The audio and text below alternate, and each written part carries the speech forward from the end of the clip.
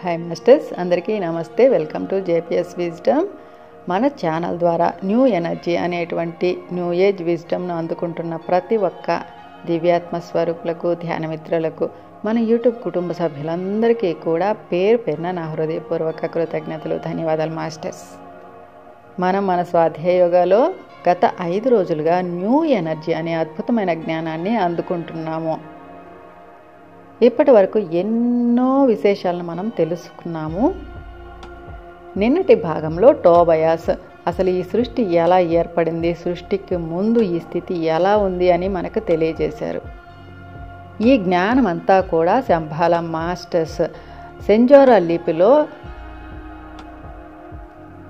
ఒక పెద్ద గ్రంథంలో మొత్తం లిఖించి దాన్ని పాతాళ లోకంలో భద్రపరిచి ఉన్నారు. సమయం వచ్చినప్పుడు ఈ జ్ఞానాన్ని అర్హత ఉన్న వాళ్ళకి అందించడానికి ఇప్పుడు మనకి న్యూ ఏజ్ విజ్డమ్ ద్వారా కొంచెం జ్ఞానం అనేది ఈ విధంగా అందుతూ వస్తుంది మాస్టర్స్. ఇక్కడ సృష్టి ఏర్పడక ముందు సృష్టి మొత్తం కూడా ఆకాశతత్వంలో శక్తివంతంగా, నిర్గుణంగా, నిరాకారంగా, మహాశూన్యంగా, గాఢాంధకారంగా ఉండేది. దీన్నే మనం ది గాడ్ అంటున్నాం. ఇదే అండము. ఒక గుడ్డు అయితే ఎలా కదలకుండా ఉంటుందో అలా ఈ సృష్టి మొత్తం ఉండేది. ఎప్పుడైతే దానిలో పిండం ఏర్పడిందో, అంటే ఒక సూక్ష్మమైన మనసు అనేది ఎప్పుడు ఏర్పడిందో అప్పుడు కదలడం మొదలైంది. అప్పుడు దానిలో ఒక ఆలోచన వచ్చింది, నేను ఎవరు అని.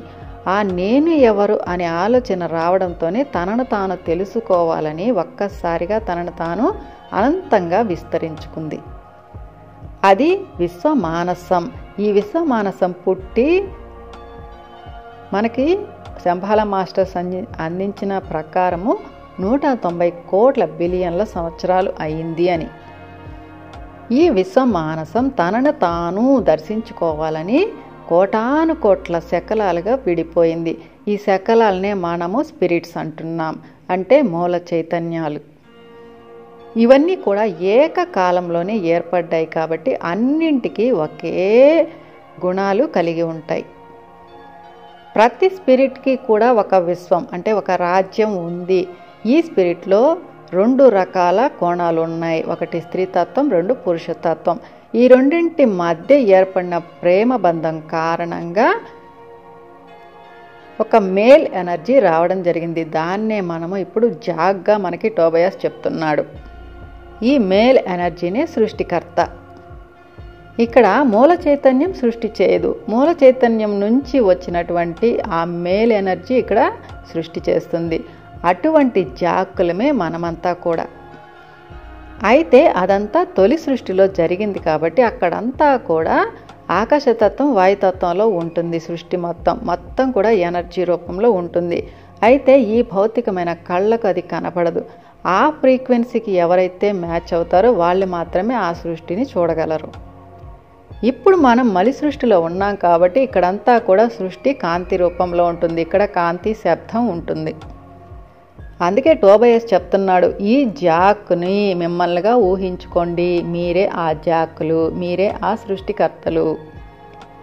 అంటే దీన్ని బట్టి ఏమర్థమవుతుంది, మనందరికీ కూడా ఒక రాజ్యం, అంటే ఒక విశ్వం ఉంది. ప్రతి ఒక్కరికి ఒక విశ్వం ఉంది. మనం చేసిన సృష్టి అంతా కూడా అక్కడ ఉంది.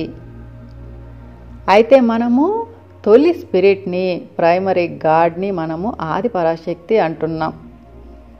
ఈ ఆది పరాశక్తే కోటాను కోట్ల శకలాలుగా ఏకకాలంలో తనను తాను విడగొట్టుకుంది. వాటినే మనం మూల చైతన్యాలు అంటున్నాం. అంటే మనందరికీ కూడా ఒక మూల చైతన్యం ఉంది. అయితే మనం ఆ తొలి సృష్టి నుంచి ఈ మలి సృష్టికి ఎలా వచ్చామో, ఈ భూమి మీద ఈ భౌతిక దేహాలు ఎలా తీసుకున్నామో అనే విషయాల గురించి మనం రాను ఎపిసోడ్లో ఇంకా కొన్ని విషయాలు తెలుసుకుందాం మాస్టర్స్. నిన్నటి భాగంలో మనకి టోబయాస్ చెప్పింది ఏంటంటే, ఆ సృష్టిలో అంతా కూడా ఏకత్వమే. అక్కడ లేదు, కాదు, జరగదు, కూడదు అనే విషయాలు కూడా లేవు. కాబట్టి ఎవరు ఎలా సంకల్పం చేసుకుంటే వాళ్ళ ఆలోచన విధానం ప్రకారం అక్కడ సృష్టి జరిగిపోతూ ఉండేది. ఆ కోటాను కోట్ల జాక్లలో మనం కూడా ఒక జాక్, అంటే ఈ కథ తప్పకుండా మనం తెలుసుకుని తీరాలి. మన గతాన్ని మనము తెలుసుకోవాలి మాస్టర్స్. అప్పుడే మనకి మన రాజ్యానికి అంటే మన విశ్వానికి మనం తిరిగి వెళ్ళాలి అనేటువంటి ఆ తపన, ఆ కోరిక ఎప్పుడైతే మనలో ఎక్కువ ప్రబలమవుతుందో అప్పుడే మనం మన ఫ్రీక్వెన్సీని పెంచుకోగలం, మన ఎనర్జీని మనం పెంచుకోగలం. ఈరోజు మనము జాక్ యొక్క ప్రయాణాలు ఎలా సాగాయో తెలుసుకుందాం. పెద్దవాడయ్యే కొద్దీ జాక్ విపరీతంగా ప్రయాణాలు చేసేవాడు. రాజ్యంలో ఎంతెంతో దూరాలకు, అంచుల వరకు, అంటే రాజ్య కేంద్రానికి దూరంగా ఉండే పల్లె వాసాలకు వెళుతుండేవాడు. ఈ దూరం మైళ్లలో ఉండే దూరం కాదు. ఆ దూరాలను అసలు వాళ్లకు లెక్కలు అవి కావు.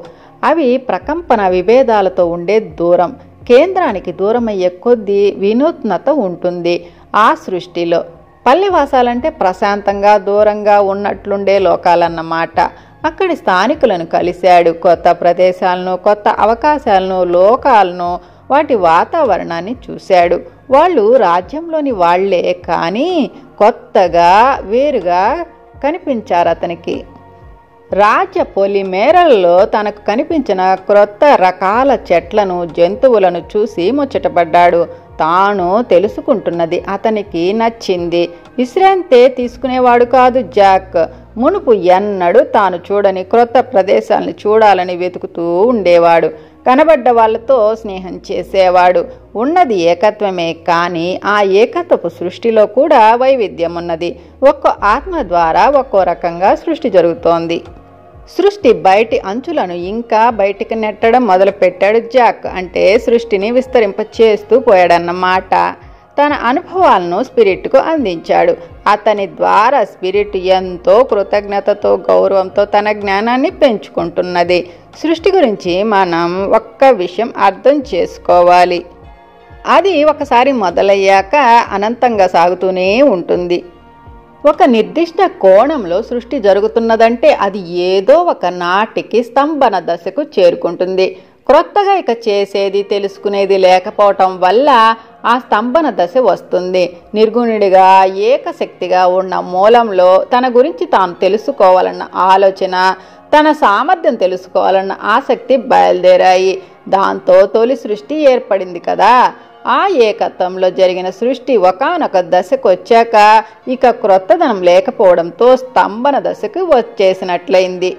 రాజ్యంలో ఉండేదంతా ఏకత్వమే. అదంతా ఏకత్వపు సృష్టీకరణే. అంటే అక్కడ పరస్పర వ్యతిరేకాలనేవి కనబడవన్నమాట. అంతవరకు జరిగినదంతా ఏకోన్ముఖమైన బహిర్ముఖ వ్యక్తీకరణే. తొలి సృష్టి బహిర్ముఖ సృష్టీకరణలో ఉండటం వలనే బహిర్ముఖ వ్యక్తీకరణలో ఉండడం సబబే. దీనిని ఒక కాయ ఉదాహరణతో చెప్పుకుంటే బాగా అర్థమవుతుంది. పిండి దశలో ఉన్న కాయ ముందుగా సైజులో పెరుగుతుంది కదా. అది పెరగవలసినంత సైజుకు వచ్చేశాక అప్పుడు లోపల పండడం మొదలవుతుంది. అలాగే సృష్టి మొదట బహిర్ముఖంగా పెరిగింది. ఇక పెరగలేని స్థితికి వచ్చేసరికి ఏదో ఒక కోణంలో సృష్టి ముందుకు సాగుతూనే ఉంటుంది. కాబట్టి అంతర్గతంగా కొనసాగే దిశగా మాళ్ళింది.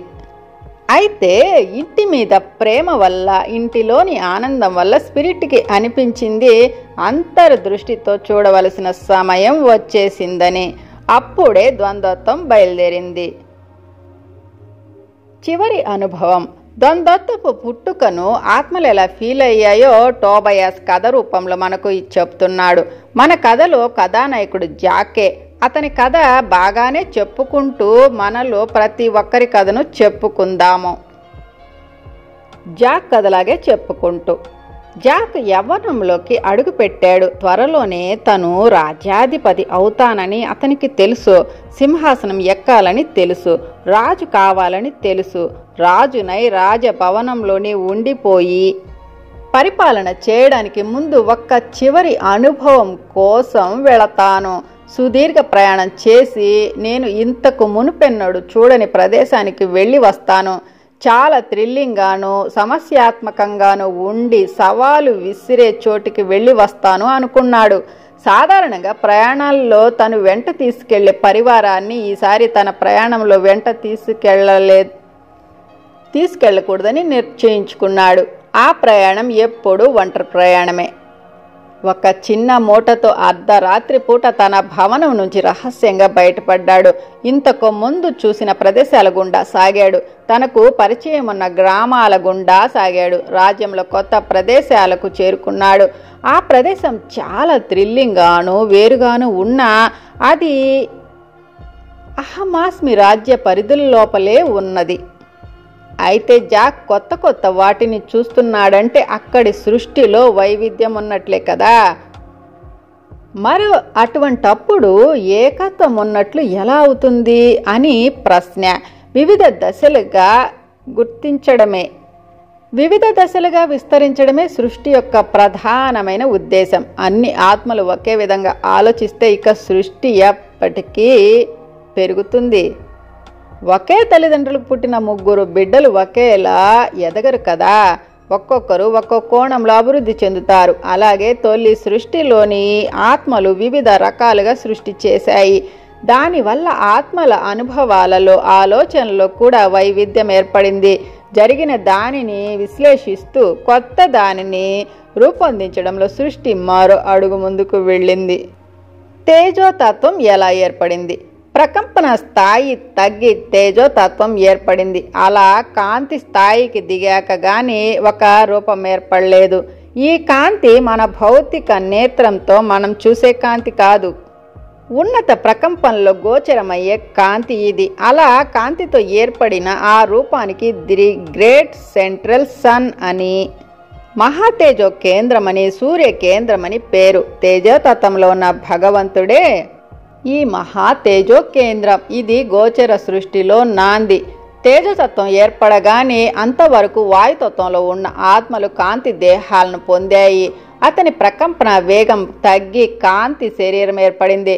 కాంతి దేహం అవగానే కాంతి కలిగిన ఒక తల, 2 కాళ్ళు, 2 చేతులు ఉన్న ఆకృతిని ఊహించుకుంటే పొరపాటే. ఆకాశంలో నక్షత్రాలు ఎలాగైతే చుక్కల్లా కనబడతాయో అలాంటి కాంతి చుక్కే కాంతి స్థాయిలో ఆత్మరూపం. అదే భూమి మీదకి రాకముందు మనందరి రూపం. ఓ సూక్ష్మ తేజో బిందువే మీరు అంటాడు రామ్తా. తొలి సృష్టి అంచున సృష్టి చేస్తూ అనుభవాన్ని గడిస్తూ ఉన్నాడు జాక్.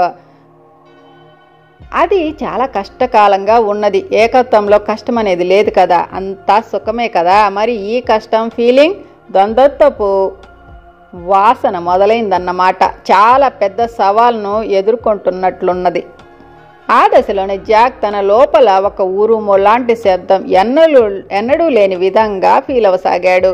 ఆ ఉరుము శబ్దం వినబడుతుండగానే ఏదో సరికొత్త రకం ఫీలింగ్ కలిగింది అతనిలో.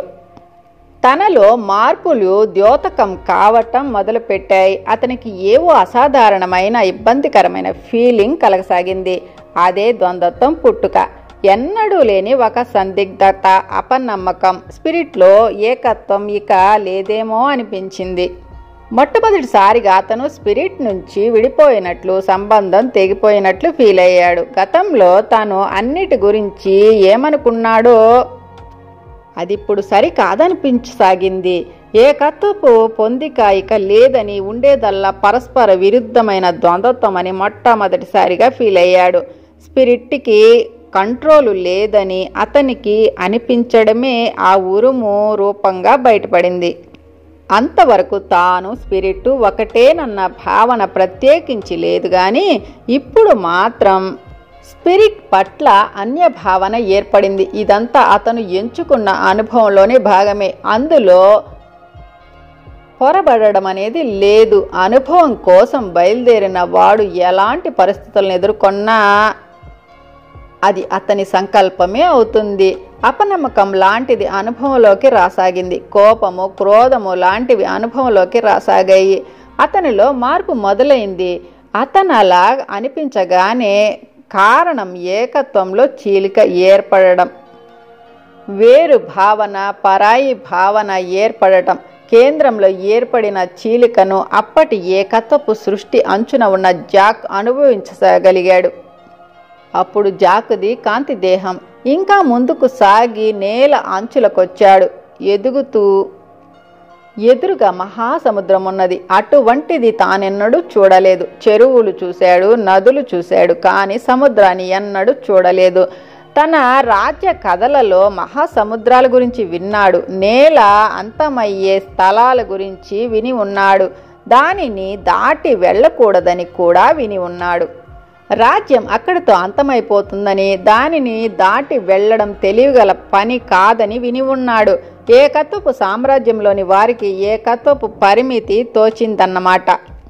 దానిని దాటి వెళ్ళాలన్న ఆలోచన ఎవరో ఒకరికి అంతకుముందే కలిగింది కాబట్టి అలా వెళ్ళడం తెలివిగల పని కాదు అని చెప్పుకున్నారు. పరిమితి తోచడమే తరువాతి అడుగుకు నాంది.